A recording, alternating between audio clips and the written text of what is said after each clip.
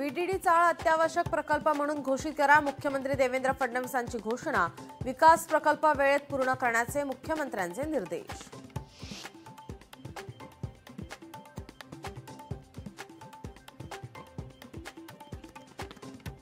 Mumbai metro line 4 साठी मोठं पाऊल.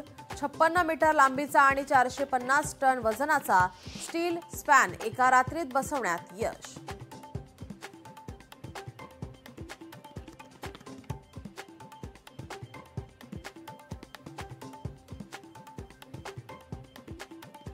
अनिल अंबानी ग्रुपची 40हून अधिक मालमत्ता ईडीकडून जप्त.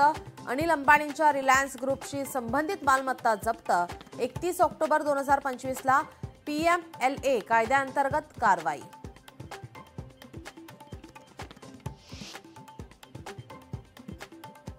महाराष्ट्र ऑलिम्पिक संघटनेच्या सचिवपदी शैलेश टिळक यांची निवड होण्याची शक्यता. खजिनदारपदी अरुण लखानी यांचे नाव निश्चित.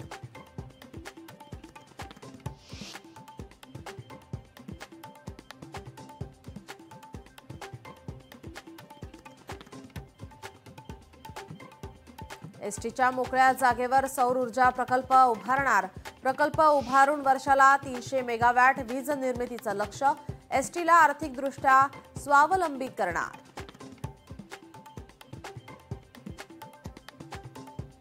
कल्याण शहाड उड्डाणपूल पुन्हा बंद. 20 दिवसांसाठी अवजड वाहनांसाठी पूल बंद. 3 नोव्हेंबर ते 23 नोव्हेंबर पर्यंत उड्डाणपूल बंद.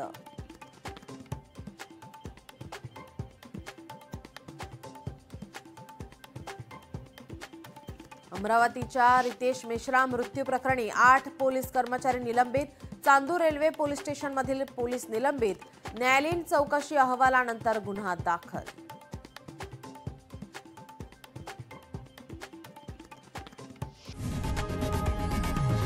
लोकशाही मराठी ऐका, पहा, जागरूक रहा.